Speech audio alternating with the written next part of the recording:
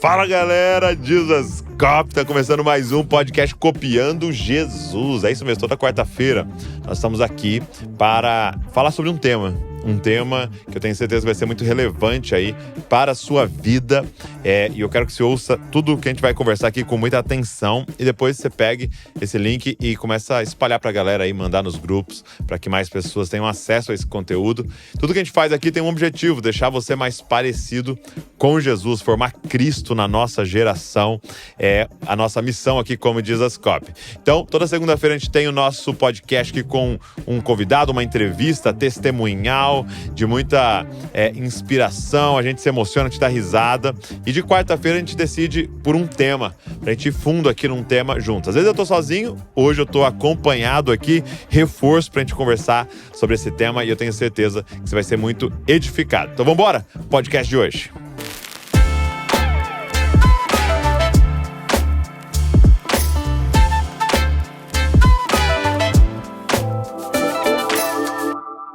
Leandro Vieira. Alegria estar de volta. Se eu contar qualquer dia, se é o seu vídeo número 10, 12 no canal, não sei. Se eu O contar 12. 12, por aí. Primeiro 12. É. O primeiro podcast foi o 12, Ah, tá. que eu gravei. Depois você gravou mais um outro. Ah, não um vídeo do canal. Quantas vezes você apareceu no canal? Foi o vídeo número várias 12, vezes. mais ou menos. Sim. Série lá, Você Não Vai Morar no Céu pra sempre. Aquela foi viralizou até hoje. Né? Aquela foi boa. Ela deu Ainda tinha um espaço no seu dente ainda. Tinha, agora você vê que eu tô mais bonitinho, ó. Fazer propaganda dos irmãos lá de Curitiba. De lá. frente, tô bonitinho, de lado. Boa, cara. Obrigado por estar aqui. Alegria, meu irmão. Sempre um prazer estar aqui, desfrutar da comunhão. Já lá se vão. Cada vez que eu venho aqui, eu falo quantos anos a gente é amigo. Agora Sim. Já é 11 anos. 11 O último anos. podcast era 10, agora é 11. Uma vez por ano aí, precisa ir Estamos crescendo, renovando. né? Pelo menos. E vindo aqui provando, ó. Amigo. Somos amigos ainda, pra quem achava que não. No Obrigado. último podcast nosso, teve os irmãos que acharam que a gente tretou, assim. Que o Porque tema tava tenso. tudo é Aí postagem. No final você me cortou. Temos que ir, o voo e tal. E não sabiam que eu tava quase nem perdendo tinha o voo. nada, mesmo. na verdade. Não tinha voo. Muito bom. Obrigado. E eu queria Alegria. que a gente conversasse hoje sobre um tema assim que voltou, né, a estar na mesa de discussão, vamos chamar assim, né? Que é a questão do neopentecostalismo. A minha pergunta primeira, acho que é importante, de até definir o que é o neopentecostal, porque talvez tenha pessoas achando que estão numa estrutura neopentecostal e não estão, tem gente que está e não sabe. O que é o neopentecostal? Que termo que é esse, assim? Como você definiria? Legal, então eu acredito que isso não está tão bem definido ainda. Douglas. É claro que você vai ter alguns artigos, você vai ter esse assunto, não é tão recente. Sim. Mas, por exemplo, o neopentecostalismo, ele é tanto visto como um movimento social, quanto é visto como uma vertente religiosa ou um viés doutrinário, assim por dizer. Por exemplo, o neopentecostalismo, ele é um movimento social no Brasil. Ele é resultante... quando você olha para as grandes cidades, Douglas, e para as grandes periferias, você vê que sempre houve uma atuação muito contundente das igrejas pentecostais clássicas, como a Assembleia de Deus e tantas outras. Depois dessa atuação evangelística dessas igrejas pentecostais clássicas nas periferias, inclusive, é importante ressaltar que o Brasil só não é pior por causa da atuação de denominações como a Assembleia de Deus nas regiões mais periféricas.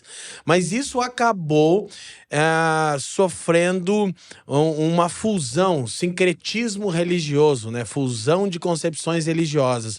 Um Brasil muito influenciado pela religião afro, somado a um pentecostalismo, quer queira ou quer não, oriundo dos Estados Unidos. Então, você tem em tudo aquilo que o americano faz a marca do American Dream, né? A prosperidade, essa coisa toda. Então, quando o evangelho chega, especialmente nas periferias no Brasil, ele também chega, de certa forma, marcado por aquilo que nós poderíamos chamar de teologia da prosperidade. Sim. Ok?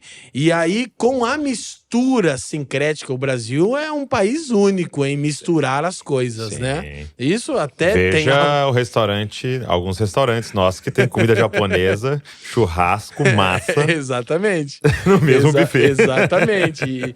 Então, assim, e aí você vai ter o crescimento desse movimento e o surgimento de algumas denominações em especial. A Igreja Universal do Reino de Deus, e depois todos os desdobramentos que a gente teria disso. Então, o neopentecostalismo, ele também é um movimento social. Ele, de alguma maneira, até tem um ponto positivo, que é como se alguma coisa de conhecimento chegasse nessas regiões mais periféricas, só que já chegou um evangelho comprometido. Sim. Já chegou um evangelho... Você não diria que é uma super ênfase em apenas um aspecto, né? Sim. Uma super ênfase num aspecto, e aí até um reducionismo, como se o evangelho fosse apenas aquilo. Isso. Porque eu percebo isso, assim, que é natural, de certa maneira, que isso acontecesse, porque você tá ali com alguém passando fome, passando necessidade, em extremo sofrimento financeiro. E aí, de repente, alguém apresenta um aspecto das escrituras que fala de prosperidade, que fala de colher aquilo que você plantou, do generoso será abençoado. O fruto do seu trabalho. Existe uma teologia da prosperidade. Não existe o evangelho da prosperidade. São coisas distintas. Isso é importante. E aí é lógico que eu vou abraçar. Porque, assim, em contraponto, quando você pega países orientais, você vai ver que o oriental tem, assim, essa questão da disciplina muito maior do que a gente. Sim. E aí você vai ver que a questão da santidade, da oração e tal, entendeu? É muito grande lá para eles. Por quê? Porque, tipo assim, responde a isso. Eu já sou disciplinado, eu já sei. Então, essa parte do evangelho, para mim, fica muito grande. Entendeu? Então, de certa maneira, é uma mega ênfase em uma parte só, né? Isso. E é esse sentido que talvez tenha algum aspecto de positivo, porque o neopentecostalismo, ele cresce junto com o Brasil. Sim. Então, se tornou mais acessível, né, o cristianismo, entre aspas, a essas regiões mais periféricas. Então, houve essa mistura. Eu até encontro alguma dificuldade de fechar o assunto, porque eu acho que ele não é tão claro. Sim. Então, é fusão de concepções religiosas. Ok. Então, para a gente definir, neopentecostalismo é sincretismo religioso. Essa é a marca do neopentecostalismo. Ele tem a ver com o movimento social no Brasil e ele tem, então, esse cunho doutrinário. Então, aí nós começamos a misturar as coisas. E aí, hoje a gente já tem algo que eu diria que é um neopentecostalismo gourmetizado, Douglas. Então você ainda tem esse tipo de neopentecostalismo periférico, que aí ele é realmente empobrecido no entendimento, ele tem só esse cunho de melhorar a vida do ouvinte, mas isso tomou uma forma mais gourmetizada. Hoje você tem grande avanço do neopentecostalismo no meio também de pessoas mais cultas, de pessoas que têm mais posses. Aí o diálogo, o discurso é outro.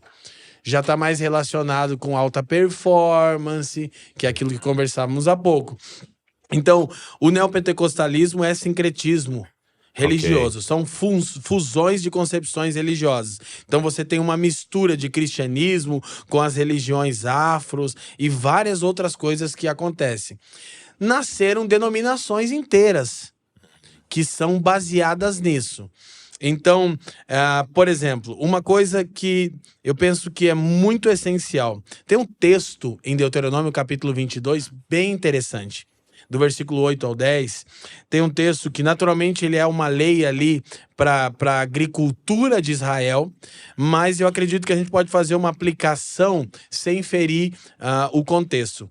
Esse texto de Deuteronômio 22, verso 8, 9 e 10, diz o seguinte: não semearás a tua vinha com diferentes espécies de semente, para que não se degenere o produto da vinha e o seu resultado. Então, basicamente, Deus proibiu o seguinte: se você vai usar uma lavoura, você vai plantar alguma coisa, não misture as sementes. E tinha uma razão específica. Por quê? Porque as primícias eram sempre oferecidas a Deus. Ou seja, se eu misturar sementes, eu vou estar oferecendo algo híbrido ao Senhor. Entendi.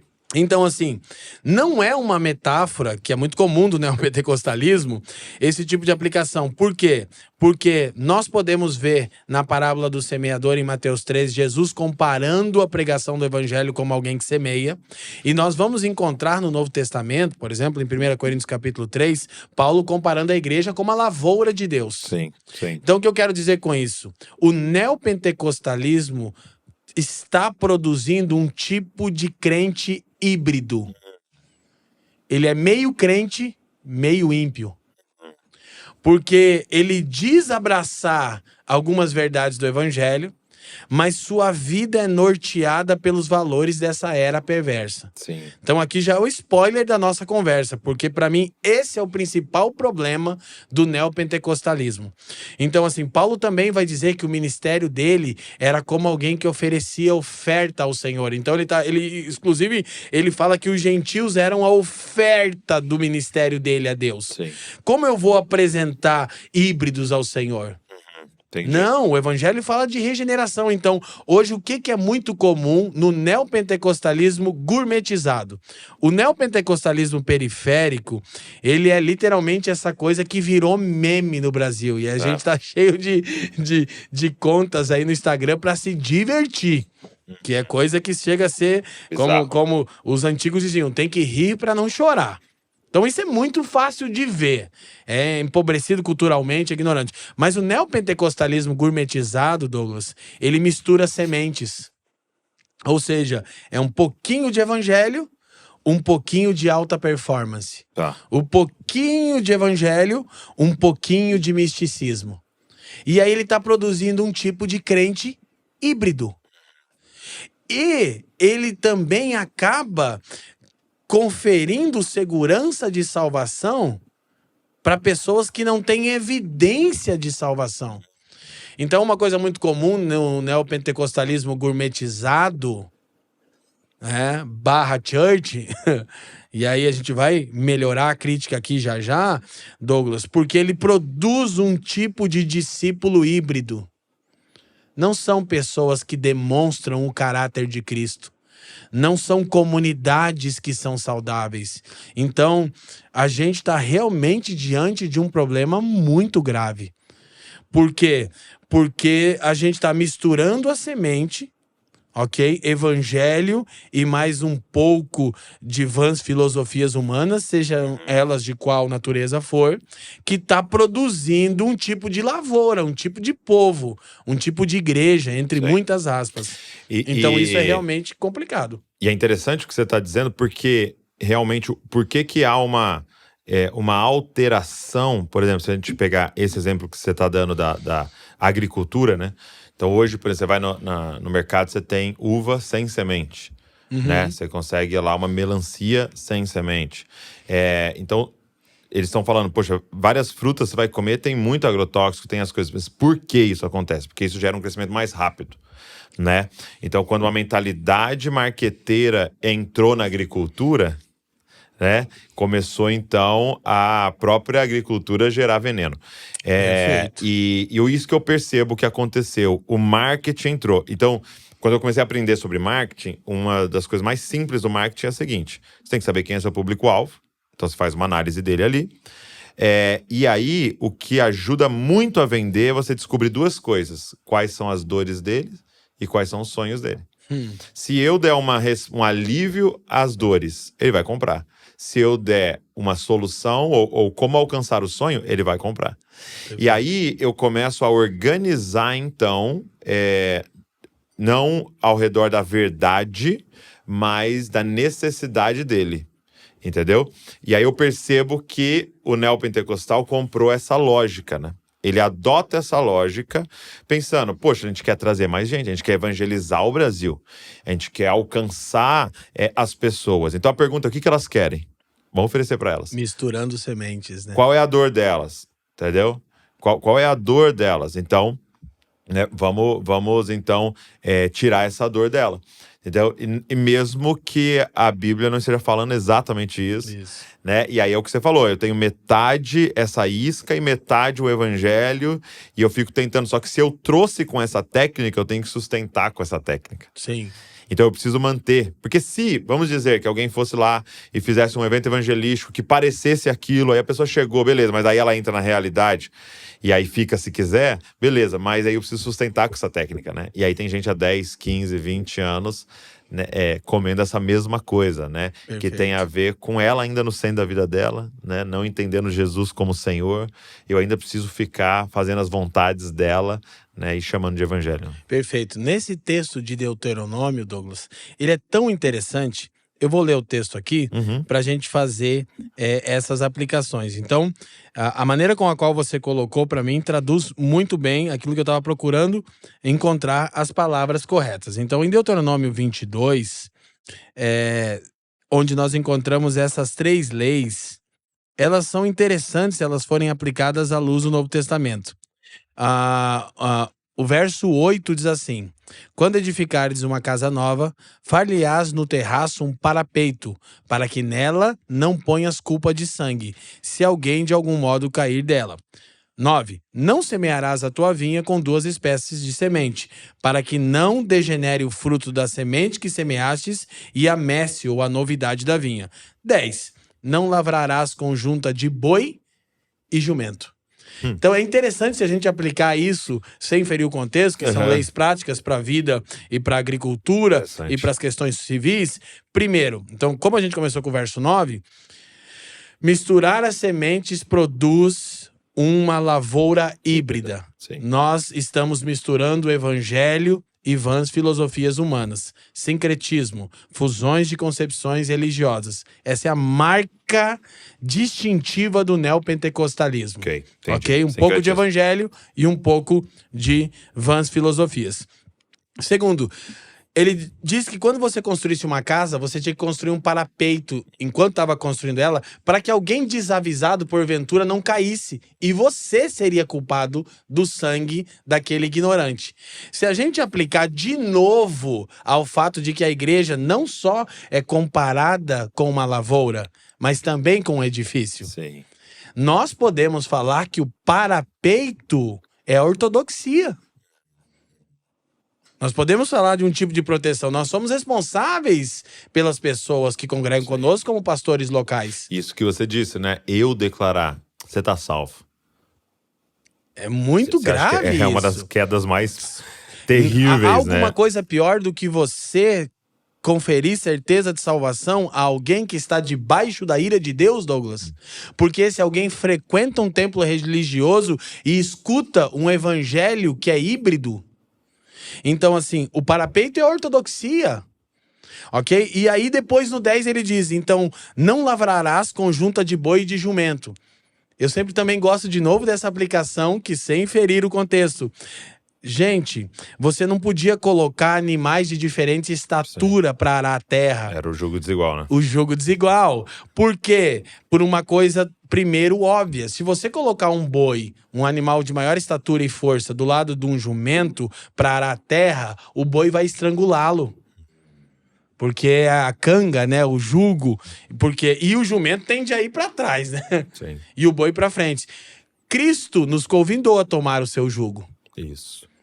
Ou seja, o problema é que nós não somos da mesma natureza dele porque estamos ouvindo o evangelho híbrido. A gente não tem estatura espiritual para caminhar ao lado do Senhor no dia do sofrimento, porque a gente ouviu um evangelho que, inclusive, já que eu mencionei, o grande slogan da Igreja Universal, inclusive em outros países, ela é conhecida como "pare de sofrer". Isso é o neopentecostalismo que cresceu como movimento social periférico. O gourmetizado, alta performance. Não tem esse cunho negativo. Tem uma conotação positiva. Entendi. Entendeu? Tem uma diferença porque aqui. Um era o vamos tirar o sofrimento e agora é vamos realizar o sonho, né? Pronto. Perfeito. É a outra face do marketing, né? Perfeito. Então é interessante de pensar que esses cristãos híbridos, oriundos de um evangelho híbrido, não caminham ao lado do Cristo de Deus frente ao sofrimento, às angústias, à complexidade da existência, porque eles ouviram um evangelho híbrido. Então, sem de novo ferir o contexto, que o neopentecostalismo faz isso, traz muitas interpretações que não encontram amparo nenhum nas escrituras. Então, são leis práticas para Israel, mas elas são perfeitamente aplicadas a essa verdade da realidade espiritual da nova aliança. Então, se a gente pegar essa deixa, eu diria o seguinte, pensando no parapeito, na proteção, ortodoxia cristã. Então, uma coisa que está muito comum, quando eu abro a caixinha de perguntas no Instagram, acabei permanecendo no Instagram, né? Lutei um pouco, fiquei um tempinho fora, fiquei quieto, permaneci, tô um pouquinho mais off. Mas assim, até porque eclesiologia é uma paixão que eu tenho. Então, a maior parte das perguntas que eu recebo, Douglas, indique uma igreja saudável em... Então eu fiz isso muitas vezes, mas eu confesso pra você que eu tô desgastado. Por quê? Porque eu quero mesmo que as pessoas tenham capacidade de identificar análise, né? O que é uma igreja saudável. Dias atrás eu dizia que o caos é tão complexo que a gente criou um termo incoerente: igreja bíblica. Igreja bíblica é tipo redundante, exato, né? Pra não dizer incoerente. Subir pra cima, né? Ou é igreja, ou não é. Então, assim... Primeira coisa, nós poderíamos, o parapeito, a ortodoxia, a história da igreja, nós poderíamos tão somente olhar para trás, para a história da igreja, e ver aquilo que ficou estabelecido ao longo de toda a história. Claro, a gente vai falar da doutrina apostólica, depois nós vamos falar dos grandes concílios, e depois a gente pode falar da reforma protestante, que, por exemplo, definiu como uma igreja verdadeira 3 marcas básicas. Primeiro, correta pregação das escrituras. Segundo, correta administração das ordenanças, ceia e batismo. Terceiro, correta aplicação da disciplina eclesiástica. Então, hoje, a gente não tem capacidade nem de identificar isso para saber se é uma igreja local. Então, lógico, o neopentecostalismo está virando um espantalho interessante também. Que a gente fica lutando com espantalho sem encarar que muita gente que sofreu, e é um tema que eu acho que a gente tem que entrar, e de fato sofreu, abuso religioso. Sim, sim. É verdade também que essas pessoas também cooperaram com a construção desse sistema. Que elas também se beneficiavam dele. Então isso demonstra a depravação do coração delas. Então precisamos voltar para a correta exposição das escrituras, do evangelho. Mas aí a gente já tem um problema de fundamento, porque o que é o evangelho? Então a gente já tem... Antes de você entrar nessa, uma coisa que eu observo, porque a pessoa pode estar pensando aqui, eu sou fruto disso ou não, né? Eu sou um híbrido. Mas uma pergunta Sim. Importante.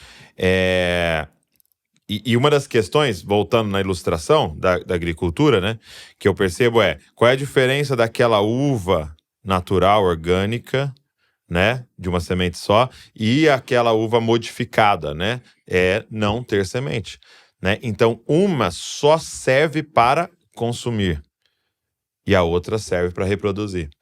Né? A real, ela tem semente dentro, ou seja, ela tem algo dentro dela que produz outra árvore, que continua o processo, né? Então, o que eu percebo Muito isso? São bom. igrejas lotadas de consumidores. Isso. Tanto que a gente tem medo de várias ideologias e tal, e sim, tem várias ideologias, a gente tem que tomar muito cuidado, mas tem uma que a gente ignora, que é o materialismo e o consumismo. Isso. Entendeu? Que pra mim é a que mais influenciou a igreja Sim. nessa última temporada, Sim. mais do que as outras ideologias que a gente tá com tanto medo que entrem na igreja, mas tem uma que já tá lá. Sim. Nós estamos com igrejas lotadas de consumidores. Entendeu? Que são o quê? Pessoas sem semente. Entendeu? Pessoas que organizaram sua vida para ficar agradável, ficar facinho de mastigar. Mas ela não tem um elemento ali dentro que é... Cara, o que precisa aí pra gente dar continuidade nisso? Perfeito. E aí, eu queria te fazer uma pergunta assim. Porque quando alguém pergunta... Cara, como é que eu acho uma igreja bíblica, uma igreja, né? A igreja bíblica, uma igreja saudável, vamos chamar assim. Uma igreja saudável. Melhor. Em tal localidade. E a verdade é que chega em alguns momentos você fala, cara, talvez nessa cidade não tenha. Talvez em algum lugar não tenha. Né? Em cidades do interior, às menores, vezes em talvez alguns seja um lugares pode desafio. acontecer de não ter. Né? E aí eu queria te fazer essa pergunta, assim. E a crítica ao outro lado. Não existe, às vezes, um movimento de algumas igrejas saudáveis sendo um pouco elitista e parando o processo de expansão missional, apostólico, que faria com que a gente tivesse mais igrejas saudáveis, ou você acha que é uma utopia? Assim? Eu não saberia dizer. Porque você tem um movimento do neopentecostal e do próprio pentecostalismo, que era, meu amigo, avançar e falar, cara, nós vamos estar em todos os municípios do Brasil e vamos embora e tal, e indo e tal. E aí nos trancos e barrancos, né? E aí abrindo mão de algumas outras coisas e tal. Mas, não sei, eu sonhava com uma igreja um pouco mais fértil nesse sentido. Sim. Discípulos fazendo discípulos, né? Não deixa de ser um problema, porque a gente teria que encarar a estatística de que as igrejas tradicionais, e aqui eu quero fazer referência às igrejas mais verdadeiras e saudáveis, elas não cresceram muito significativamente. Me parece que de uns anos para cá, há um interesse maior pela sã doutrina, pela boa teologia. E aí, de fato, essas igrejas, que aí é o contexto nosso, a família dos que creem em Curitiba, a família de Zuscope em São Paulo, eu acho que de alguma maneira, e aí aqui, os irmãos, por favor, não considerem que essa fala tem alguma vaidade, porque não. De alguma maneira, que aí é um ponto que eu quero falar, a gente tenta dialogar com a tradição e com a ortodoxia, mas tenta um esforço maior de falar com a nossa geração, de ser contemporâneo. Sim. O que algumas... compreensível, né? Isso, o que algumas igrejas... Compreensível não, Dê pra compreender, né? Isso. O que você tá falando. É inteligível, né? Isso. Enfim, o que algumas igrejas parece que ficaram muito fechadas mesmo, lutando tanto em defesa da ortodoxia. Isso, Talvez esse tenha sido o problema de Éfeso, quando Jesus repreende essa igreja no Apocalipse, né? Ela se opunha aos falsos apóstolos, mas ela foi perdendo aquele fervor, aquele zelo pelo Senhor, uns pelos outros e tal.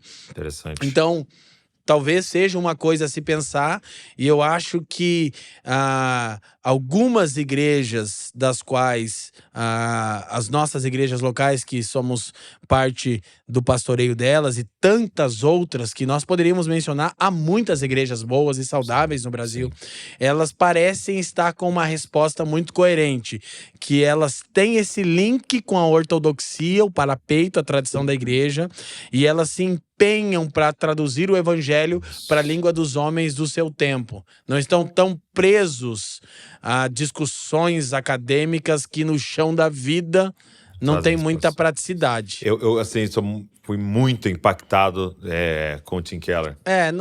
É o nome, né, Douglas? Tim Keller é o nome, né? Era isso, né, cara? Tipo assim, alguém plantando uma igreja no centro de A Nova Redeemer, York.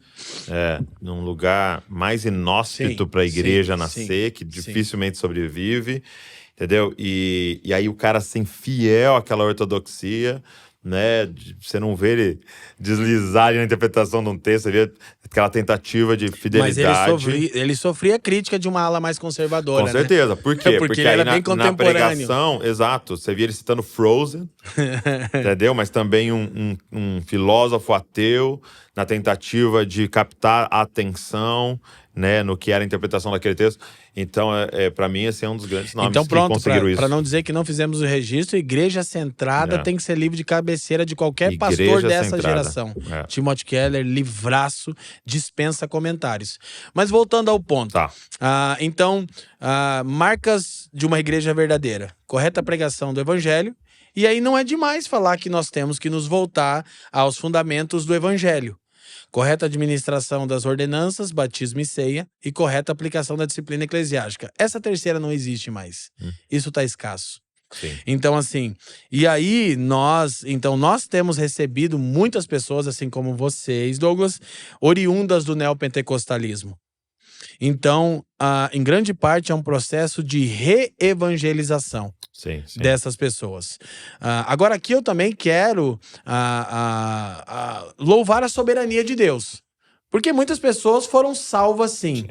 Porém, elas não estão desenvolvendo a sua salvação. Elas são cristãos infantis eternamente, parece. Porque ficaram ali presos... Uma estrutura que infantilizava. Isso, exatamente. Que é outra característica do neopentecostalismo. Então, assim, eu acho que ainda a gente tem que falar do movimento Seeker Sensitive, que é um termo falado lá nos Estados Unidos, já a gente chega nisso. Mas, assim, eu particularmente tenho elencado 3 características básicas de uma igreja neopentecostal. Então, primeiro, descolamento da tradição cristã.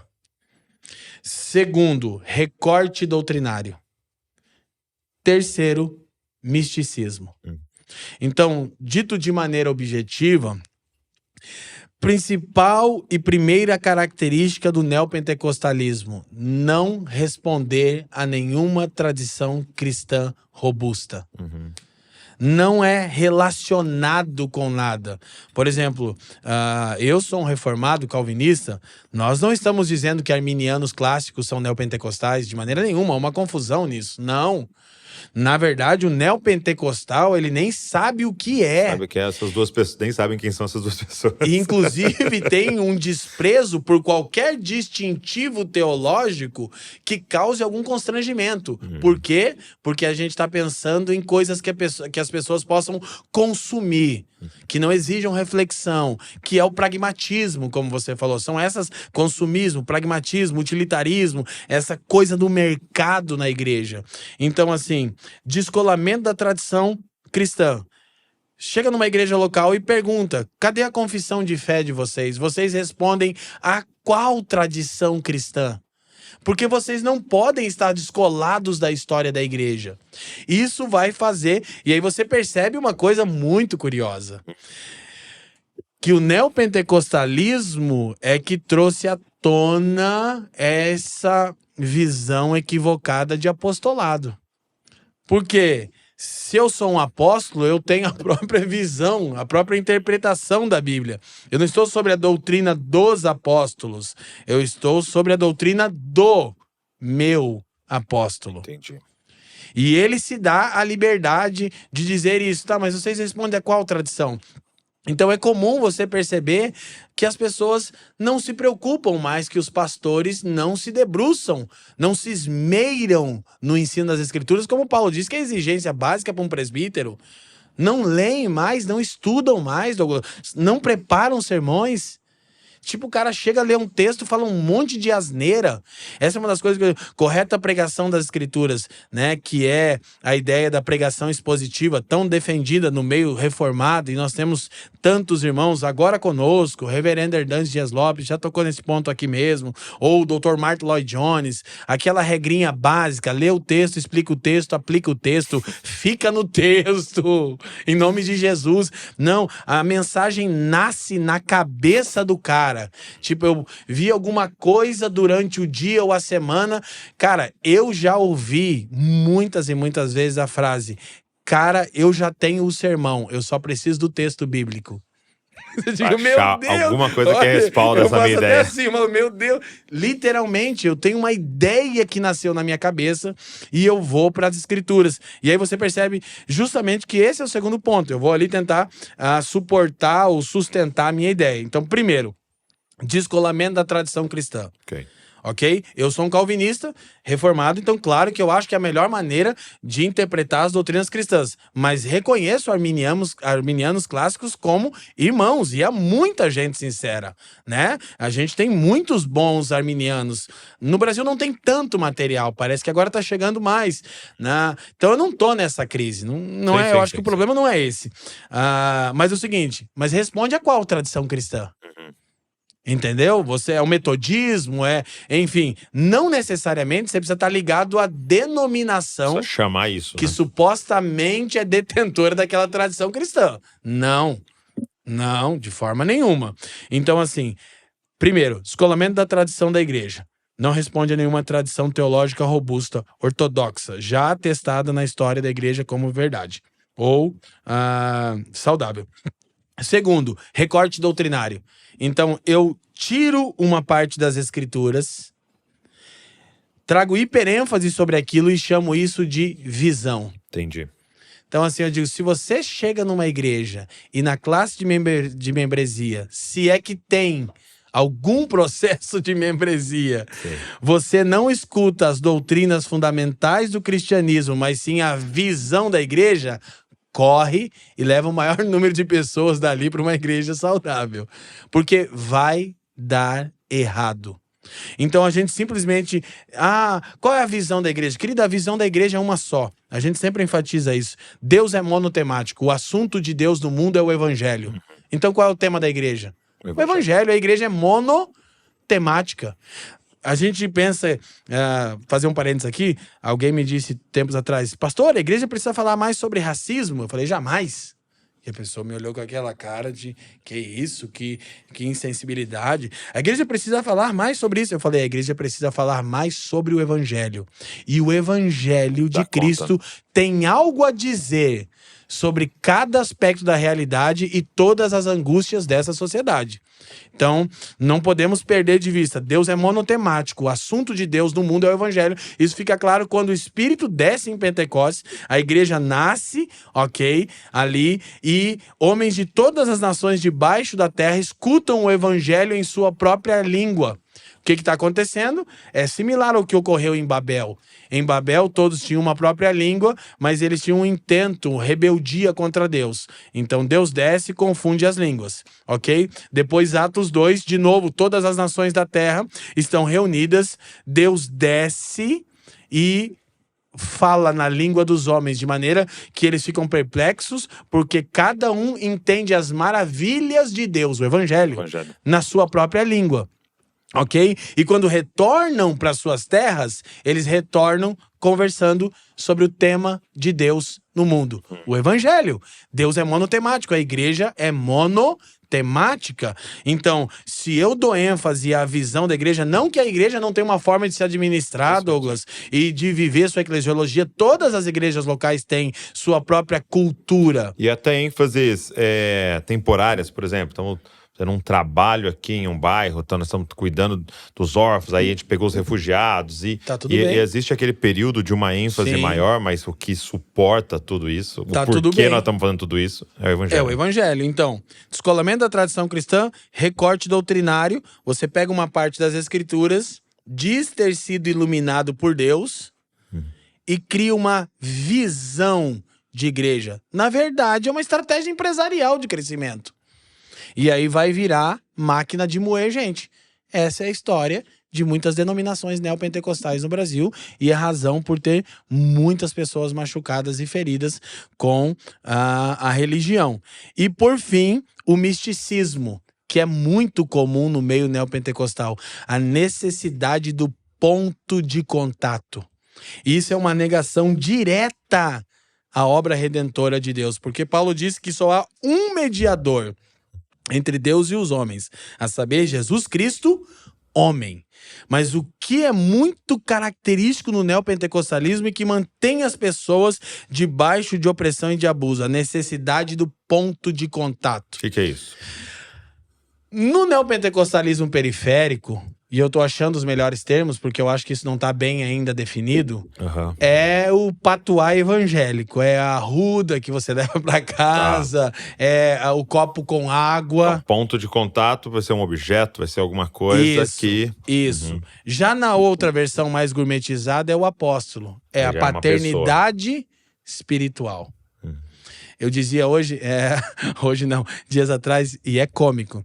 Alguns anos atrás, um irmão que eu conheço, ele foi deixar uma denominação neopentecostal abusiva. Mas esse pastor dele me conhecia e sabia o quanto eu me opunha a isso. E sabia que se ele agisse errado com esse irmão, eu iria confrontá-lo.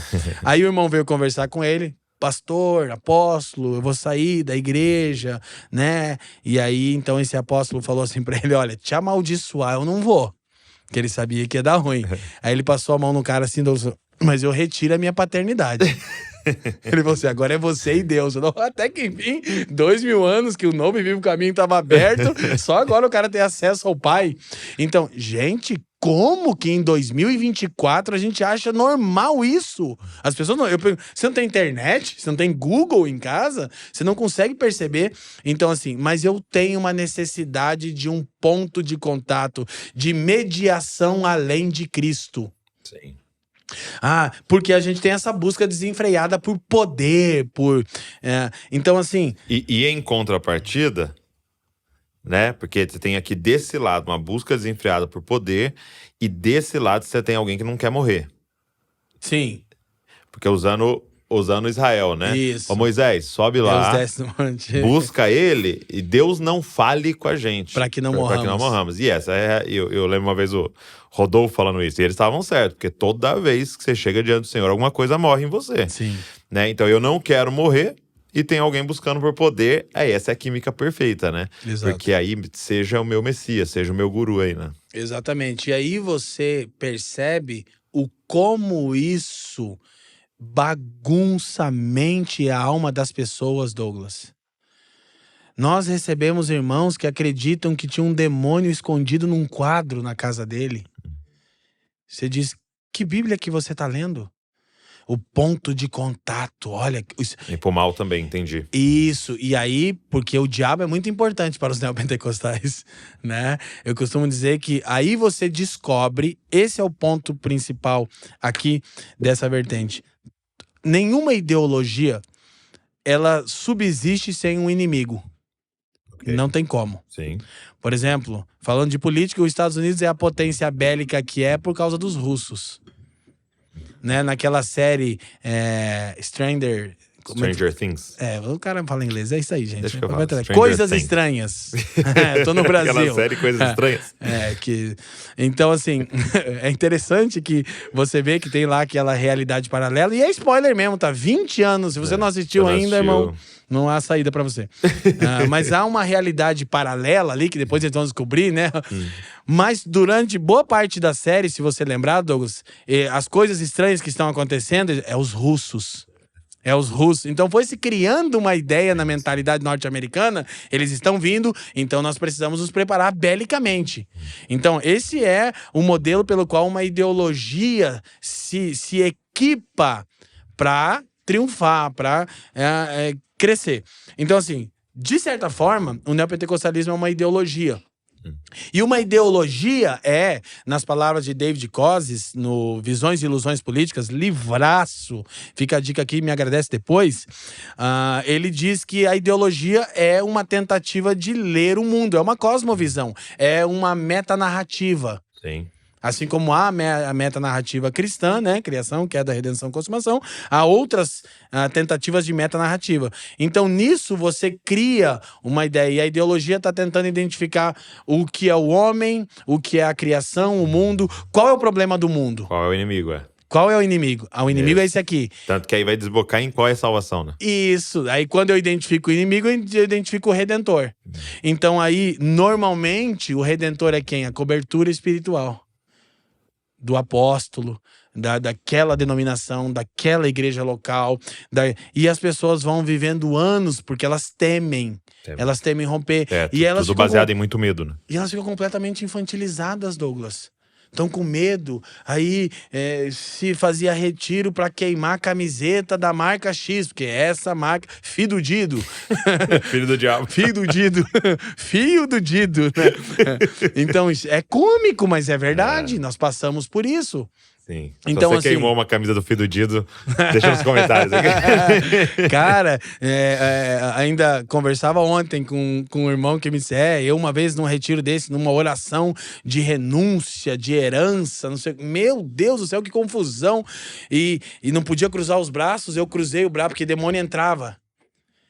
Daí eu cruzei os braços, o cara que tava orando passou, deu um tapa na minha mão, descruza esses braços, porque é legalidade. Entendi. Então, assim, gente, é cômico, não, é o contrário, né?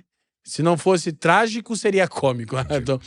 Então, de novo, descolamento da tradição cristã, recorte doutrinário onde se constrói uma pseudovisão e misticismo. A necessidade sempre de ponto de contato para que eu tenha acesso a Deus, às coisas espirituais. É uma negação direta do evangelho isso, né? Um dos pontos que eu vejo, assim, eu vejo que tem 2 tipos de liderança, né?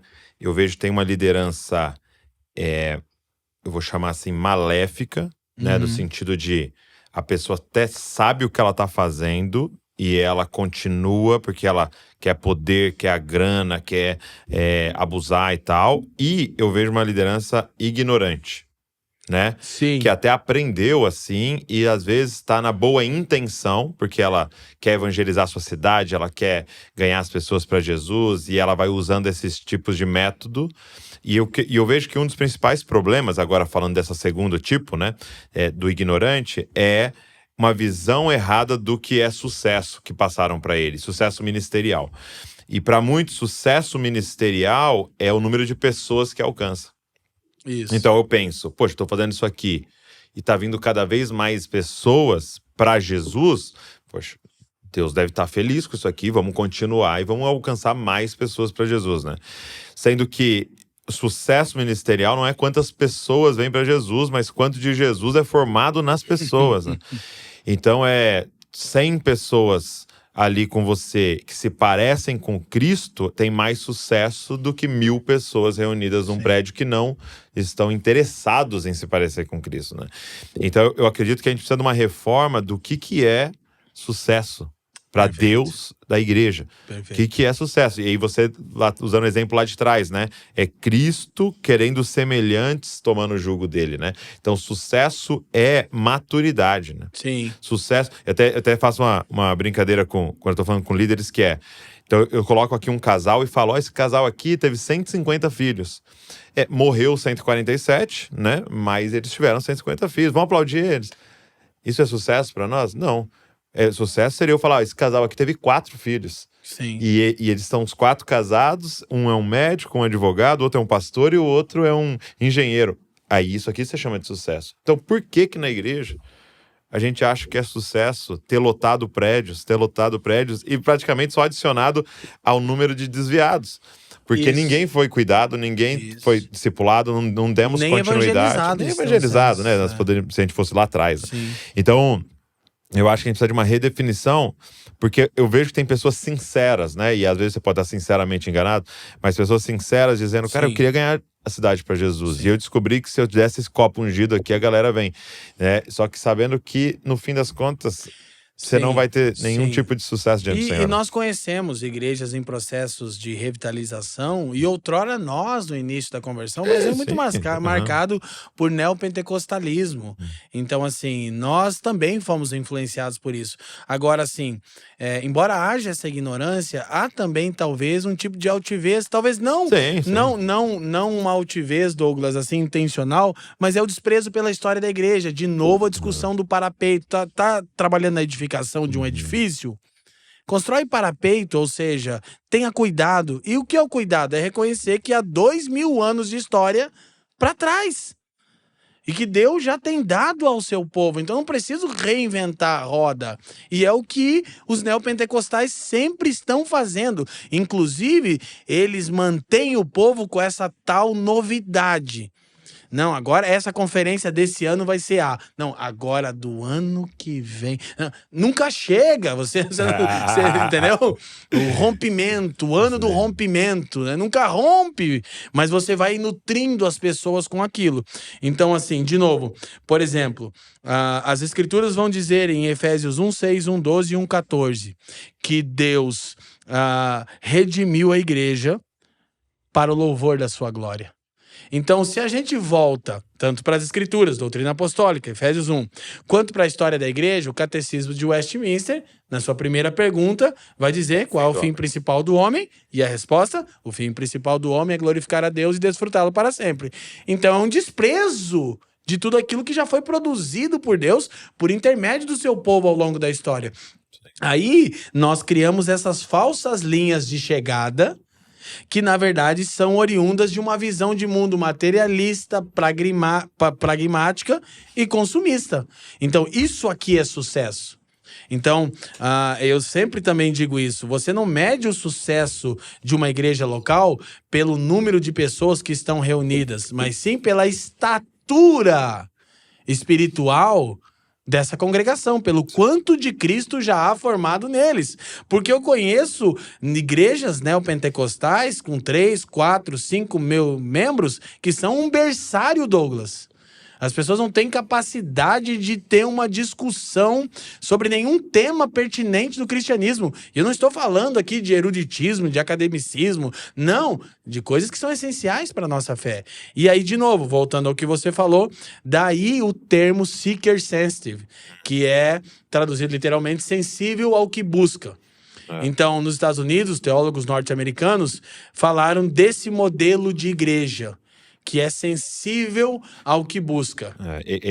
Até busca por sensações, né? Isso. É aqueles que são os buscadores de sensações. Isso. E aí tem a ver com os estímulos sensoriais e tal. Já chegamos nisso. Mas, ou seja, a gente começa a fazer igreja para incrédulo. Isso.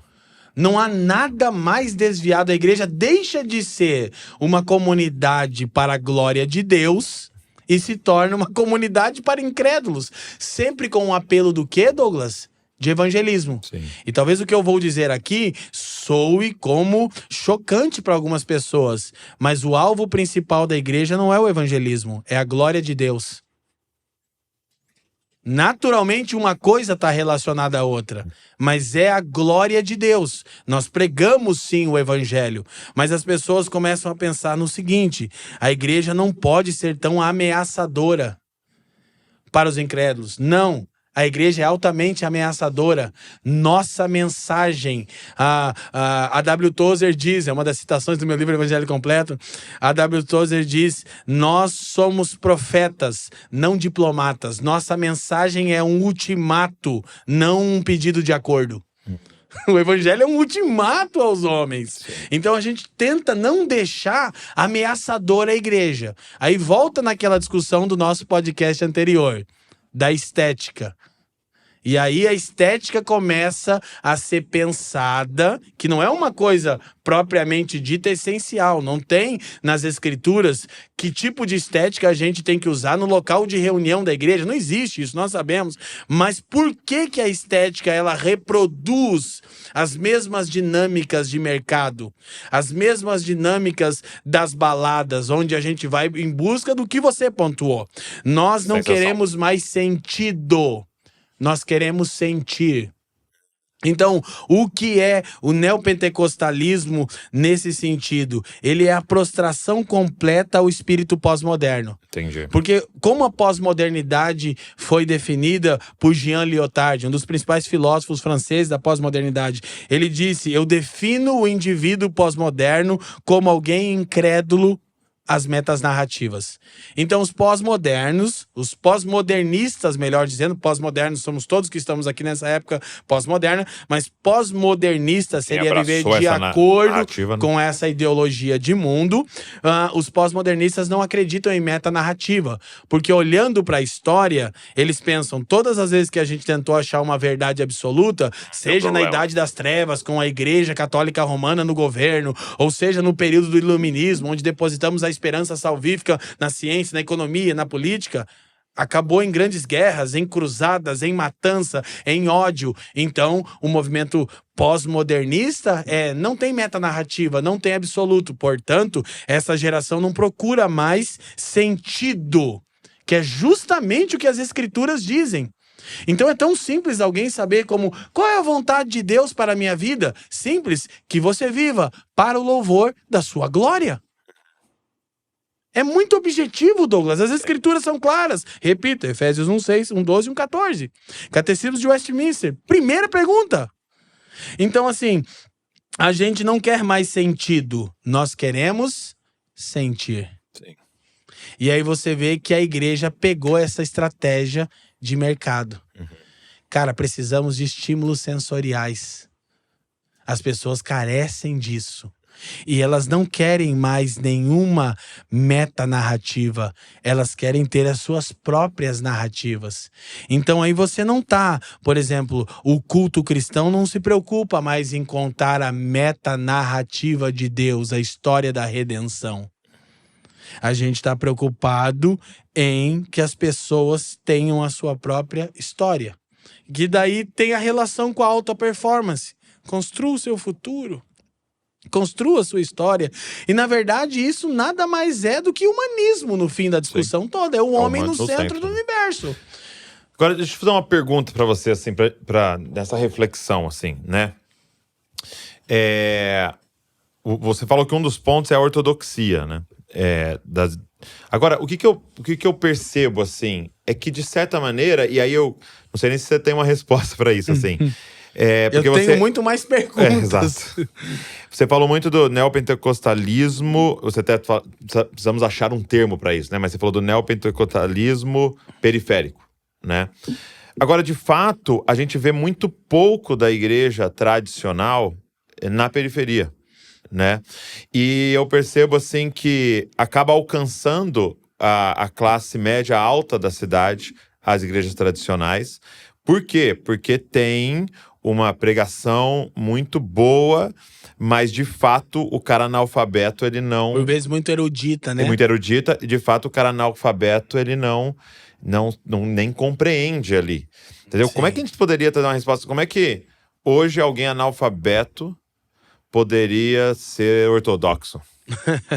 Eu não tenho a resposta. Eu acho que você é um cara mais capacitado do que eu, porque você é alguém que tem a capacidade de traduzir nós não bem o podemos evangelho. chegar nessa ideia de que ser salvo é ser inteligente, vamos chamar assim. Isso. No sentido... Perfeito. Inteligente no sentido Perfeito. Perfeito. eu sei falar de forma erudita aqui o Sim. evangelho pra você com esses termos. Perfeito. Isso é elitismo, Entendeu? né? Esse é um elitismo, né? Como é que a gente poderia ter essas igrejas saudáveis? Porque nós estamos falando de Brasil. E São Paulo nem reflete Brasil. Curitiba nem reflete Brasil, Sim. se a gente pegar de forma estatística, né? Então, assim, eu acho muito importante essa denúncia sendo feita, mas eu acho que até pra galera que tá aqui com a gente precisa pensar como é que faz isso. Sim, Entendeu? sim. Essa ortodoxia. Ao mesmo tempo que a resposta e a prática talvez seja complexa... Eu não tô generalizando dizendo que não tem, tá? Isso. Eu acredito muitas igrejas Importante. saudáveis, tradicionais, que estão sim em bairros mais fazendo periféricos. isso. Mas, assim, é minoria. Isso, é né? minoria. Você vai de chegar num fato. bairro É daí periférico, que tá cresce lotado. o neopentecostalismo. Assim. Porque os pentecostais clássicos foram que começaram a atuar mais nisso. Por isso eu disse no começo, né? Que o Brasil só não é pior por causa da atuação dessas igrejas pentecostais. Com certeza. Arminianas clássicas, né? Então eu acho que a gente precisa pensar, tô de São acordo. perguntas, né? Eu acho que, de certa forma, a atuação é mais desafiadora, mas a resposta talvez é mais simples. Basta nós amarmos o Senhor e o próximo, porque temos que pregar o evangelho a toda criatura. Sim. Então temos que atuar nessas áreas. De fato, E a gente achar uma precisa forma reconhecer. de pregar o evangelho para Isso. todas as pessoas, né? Isso. Então, qual é a linguagem que funciona aqui nesse bairro e qual é a linguagem que funciona aqui nesse Sim. bairro, né? Sim. Para pregação da sã Sim. doutrina, né? Do evangelho, exatamente. E uma segunda pergunta você falou que na reforma eles falaram ortodoxia, falaram de administração correta Das dos sacramentos, né? Do batismo e da ceia e da disciplina eclesiástica. Onde é que entra? Porque para mim, hoje, você tem pensado muito nisso, o modelo de igreja bíblico, onde é que entra a comunhão? Você diria assim, nessas três coisas ali. Sim. Porque eu tenho pensado muito sobre a aliança profunda Sim, de ser igreja, sim. né? Sim. Antes de responder, porque eu acho que a gente vai já apontando para a conclusão do nosso papo, só amarrar um entendimento que o principal problema do movimento Seeker Sensitive, que é o neopentecostalismo gourmetizado, é que ele parte de dois erros fundamentais. Tá. O primeiro os incrédulos estão buscando a Deus, mas a igreja não é atrativa. Tá. As escrituras se opõem a isso. Então a gente pensa numa estética, numa linguagem, em estímulos sensoriais. As pessoas estão hiperestimuladas sensorialmente, né? O tal do painel do LED, que a galera me persegue aí. Não, continuo. Nós mudamos de prédio, né? Tá maravilhoso, não tem painel de LED. Então, assim… Vamos fazer uma vaquinha pra dar pra família dos que creem. Aí eu só não posso comprar. Entendi. Do lado pode. Do lado pode. Então, assim, mas é importante, Douglas, pra gente amarrar esse entendimento e tentar, então, ver esse desafio, é que o movimento Seeker Sensitive, a igreja sensível ao que busca, e ao que busca não sentido, mas busca sentir, porque aí a experiência em si, como eu ia dizer, como cada momento é um momento descolado de uma narrativa mais abrangente. Cada culto tem que ser o experience. Uau, cada culto tem que ser aquela coisa, foi impactado, é um grande auditório, a palavra chocante, impactante, uma banda incrível. Então a gente está focado nisso, tem igrejas, entre muitas aspas, trabalhando assim, partindo do pressuposto de um erro fundamental doutrinário. Olha como a ortodoxia nos protegeria. Os incrédulos estão buscando a Deus, mas a igreja não é atrativa. Errado. Romanos capítulo 3 diz que não há quem busque a Deus, no verso 11 e 12. E aí, segundo, que também é um erro fundamental, que aí falta, nós removemos isso, Douglas, e as nossas igrejas não são bem discipuladas. O culto dominical se torna o momento principal de evangelização. Mas o objetivo do culto não é a evangelização, é a glória de Deus. E o culto, ele é pedagógico porque ele é direcionado para glorificar a Deus. Nós precisamos ter isso em mente. Claro que então estamos contando a história da redenção, que é o evangelho, e você está ouvindo o evangelho do início ao fim. Mas o objetivo não é o incrédulo no culto dominical. E Douglas, vamos falar a verdade, a gente aprendeu completamente… Antes, quando eu era um jovem pregador, há 20 anos atrás, esse ano eu completo 20 anos de Ministério Tempo Integral, Douglas, e já estava pregando há 2, então tem 22 anos que eu prego o evangelho. Eu me lembro que o negócio era o seguinte: ganhar almas. Então, meu esforço ali nas escrituras não era nem por glorificar a Deus, nem por expor o texto tão fielmente. Claro que eu não fazia intencionalmente, eu era um jovem, não queria falar uma heresia, nunca quis isso, mas eu queria alcançar o incrédulo. E aí eu pensava, almas, então eu tenho lá as agendas lá em casa que eu anotava quantas almas se converteram, né? Que eu queria cobrar a Deus quando chegasse no céu, falando, as pedrinhas aqui, ó. Aqui, ó, tá aqui, ó. Então, assim, ó, as pessoas não estão buscando a Deus. Não há quem busque a Deus sem que Deus primeiro as tenha buscado pela pregação do evangelho. Sim. O culto dominical, o encontro da igreja, não é para o incrédulo. É para a glória de Deus e para a edificação da igreja, discipulado.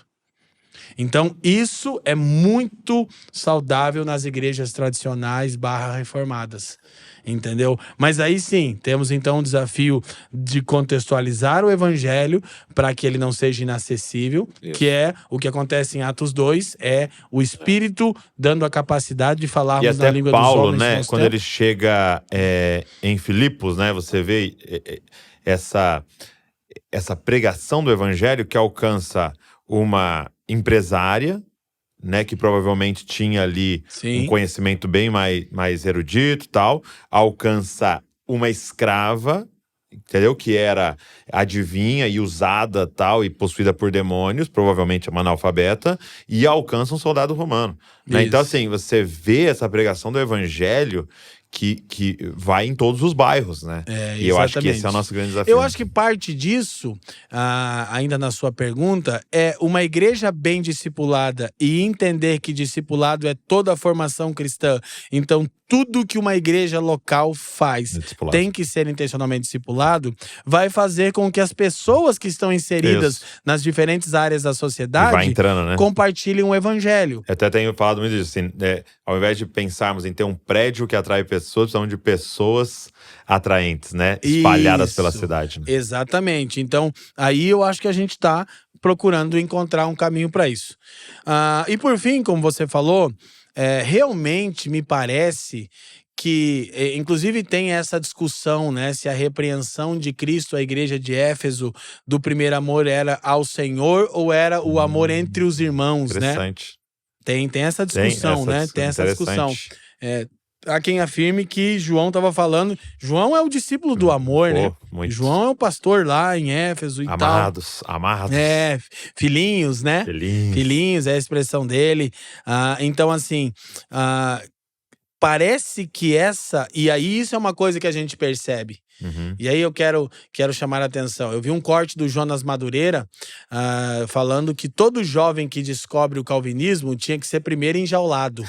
Né? Os calvinistas de jaula, ele usa o termo. Por quê? Porque normalmente ele se torna um estúpido arrogante. E de fato isso acontece. Inclusive quando a gente parece que desperta, quem veio do contexto neopentecostal, e você começa a ouvir as grandes doutrinas da reforma, você fica possuído de uma ira que você acha que é santa, mas não é. Você quer enfiar a goela abaixo de todo mundo, você se sente enganado, por vezes você usufruiu do sistema, seu coração depravado.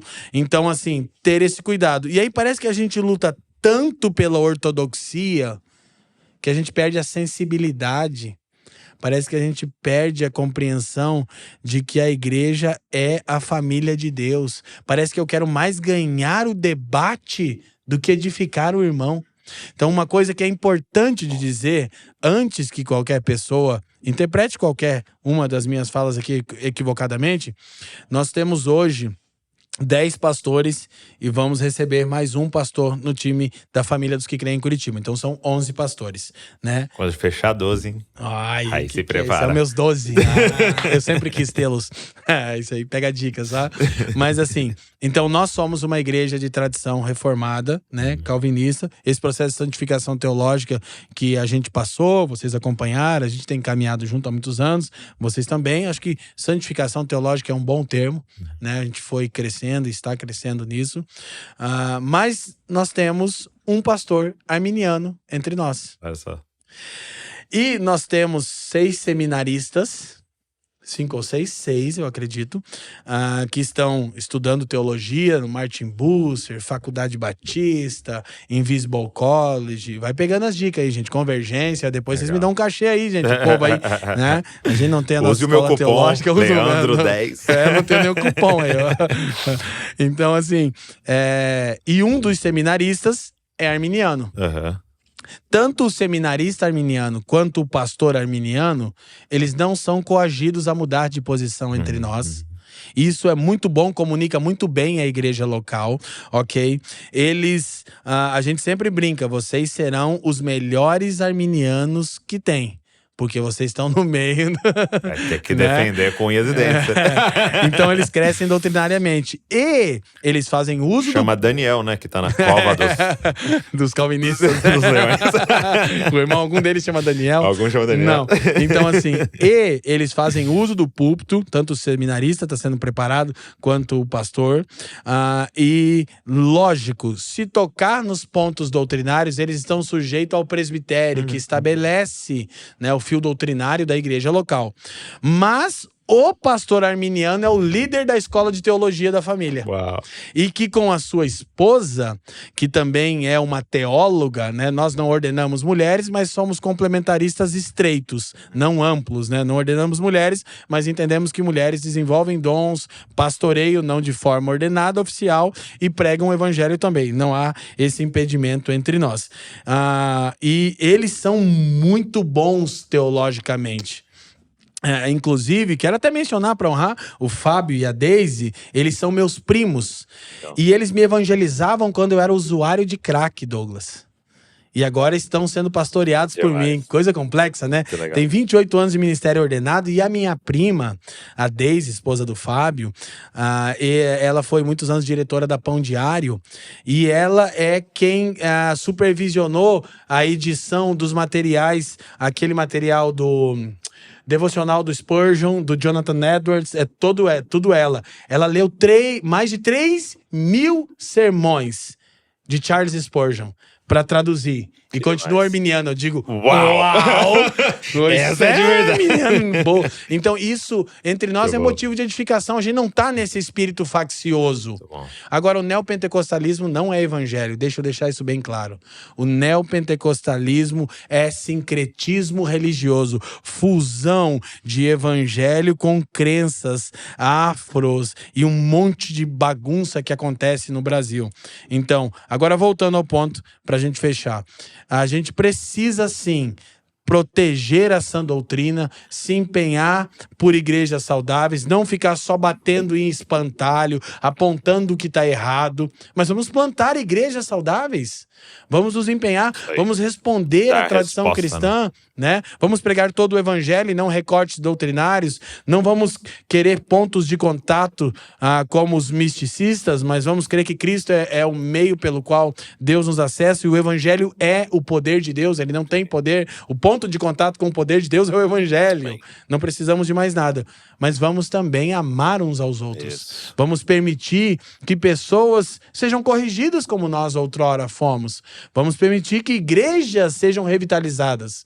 Eu tenho feito isso nos últimos anos, você sabe, Douglas, trabalhando na revitalização de igrejas outroras neopentecostais, muito danosas, mas em que os irmãos perceberam, estamos errados. Glória a Deus. Precisamos nos arrepender e precisamos de ajuda.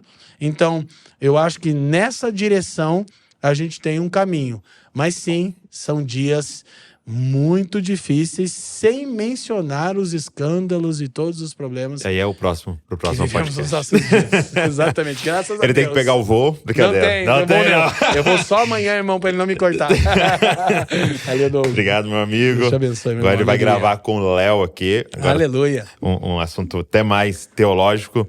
Glória Mas a obrigado Deus. por esse tempo aqui. Privilégio, Obrigado meu irmão. por colocar o coração na mesa aí, aquilo que o Senhor tem falado com vocês, esticado vocês. Isso é muito Glória bom. a Deus. Glória a Tem Deus. sido Sempre muito bom. somos muito edificados por vocês todos, Somos sabem disso. muito. A gente Nós também. celebra a nossa amizade aí. Glória Obrigado a Deus. você que ficou aqui com a gente, ouvindo, assistindo. E pega esse link, cara. Sai mandando pra todo mundo aí, manda nos grupos, tira print aí, coloca nos stories pra mais gente ter acesso a essa conversa aqui, que eu tenho certeza que vai edificar muito. Deus abençoe você e não se esqueça, você é uma cópia de Jesus. Valeu.